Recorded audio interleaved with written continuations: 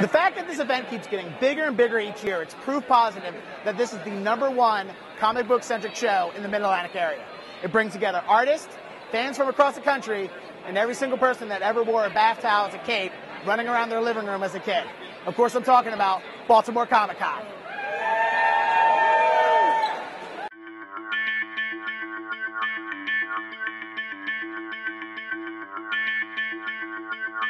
So when you're doing really cool worldly things like working in the CIA, and you decide to give that up, what's your next logical career path? Obviously writing comic books and novels. That's why I'm here with Tom King, who just finished writing A Once Crowded Sky, which is a comic book, or it's a novel that has comic pages in it, yes. Which is unusual. It's kind of backwards. Yeah, it's something a little new. Yeah, but it's about superheroes who have lost their powers. superpowers. Yeah. What's that? What was the point of that? It's about a bunch of superheroes who all lost their powers. So guys who used to be something and are now nothing. And yeah, like you said, I used to be in the CIA. So it's about the difference between fantasy and reality. Sort of a metaphor for what it feels like to be powerless and to try to struggle and obtain power. Yeah, because for me, being in the CIA would be a fantasy. That's your reality. Unfortunately, superpower is also my fantasy, but obviously yours. Yeah, but I grew up, admiring, the CIA and the secret identities, and then to actually experience that and to see what it actually is really like, and then to talk about sort of the tension between what you think something's going to be and what it actually is. So that's what the book is about. All right. I have one question, though, because I haven't read it yet. Yes, I'm sir. excited to. All right. Is there at least one superhero in drag just in the closet about it? I can't tell you which one. That's the mystery of the book, yeah. All right, well, fantastic. Where can people go ahead and get your novel? It's from Simon & Schuster. It's available everywhere. Barnes & Noble, Amazon, Kindle, everything. Everywhere you want it to be, it's there. Yeah. There you go. Pick it up.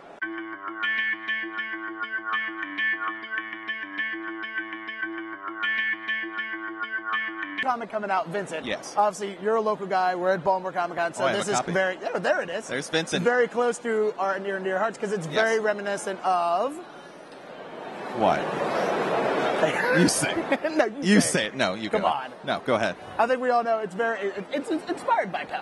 Yes. Yeah, yes. The look and some of the stories about it. Oh, yeah. So, I'm always inspired by Poe. We have the Believe shirts. I'm a big fan, yeah. And I love living here because of Poe, yeah, exactly. Yeah. But you say it. I know. Edgar Allan Poe, we all love him. Everyone does. It's our claim to fame here in Baltimore. I plan on dying in an alleyway in Baltimore, just like he Drunk. did. Yeah. So the rumors say.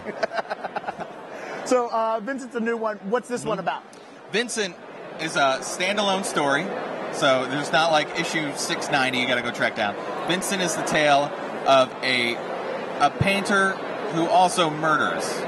So you become his paintings. So kind of like House of Wax with Vincent Price. Yeah, you become his artwork. How did I just put that together in That's my head? a good now? one. I like like, Vincent Price. That's yeah, where the name came from. He basically he goes to this. He's in Greenwich Village in New York. He goes to an art museum and he comes there and he says, "You will sell my paintings. It's the greatest painting you've ever seen." And they're mesmerized by his paintings, his masterpieces. But there's something off about them, and it doesn't even spoil anything. He turns his victims into works of art. So it's a critique on the art world. It's just fun. It's horror. It's very dark. He's awesome, and there's humor in it still. And it's black and white, except inside the blood is red.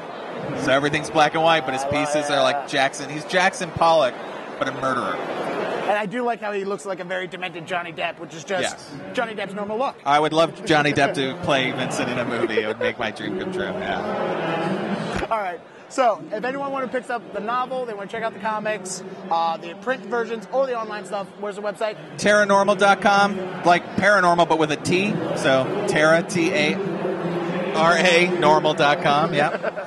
And HCNoel, HCNOEL.com. That's also my art website. You can check me out there, and on Twitter, at HCNoel. All right, support local artists.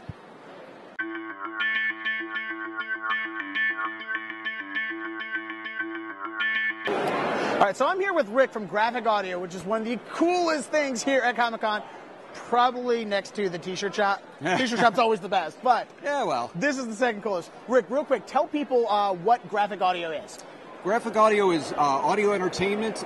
We take what is on the page, a book, and we turn it into a movie in your mind. It's with a full cast of actors, music, sound effects, We try to create a very cinematic experience so that basically the images pop into your head. It's great for long commutes. Anytime you're stuck somewhere doing something mindless, it'll sort of take you away and the hours fly by.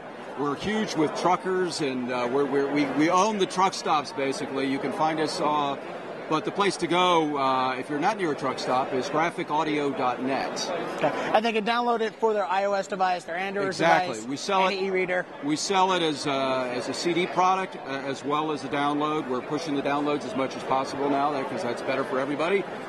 If you're a Marvel fan like I am, they're working on it. Go ahead and tell them what you're working on right now. I'm excited. The big news is we have entered into an agreement with Marvel Comics.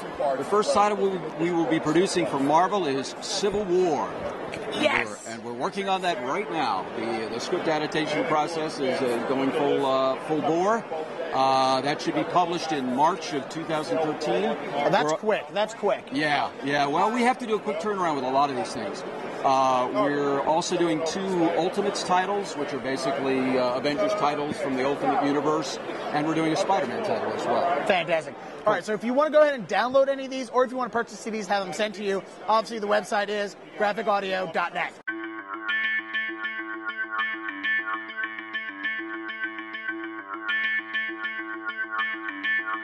All right, so I'm here with co-founder of ComiXology app, John D. Roberts. He just did a panel at Baltimore Comic Con where they talked about the digital age and how comic books are fitting into it. Real quick, John, for everybody who's watching, a brief summary of what you were talking about there. How are comic books fitting into the digital age now? Yeah, so basically we talked about, how creators like Riley Brown and Alex DeCampi are taking the digital comic format and moving forward with it. And it all started with our guided view technology. Are you familiar with that? Yes. Yeah, so it's like the guided view technology came about by how are we going to take this thing that already exists and present it in a way that allows people to read the comic on a cell phone or a mobile device. So we developed this technology, and then what ended up happening was a lot of happy accidents. So as we're going from panel to panel, things happen that we weren't expecting, and people like Alex were like, I like that. I want to tell stories in that way. So now she's working on stories that is in the guided view only realm of storytelling, which is you have this panel and you tell the story within this area, and then you use things like zooming and panning and fading to have things happen like, eyes opening or reveals. And that was the other thing that we had. Reveals became really important because on a regular comic book panel, you could see the bottom corner of the page out of the corner of your eye. Now, every single panel could be a reveal.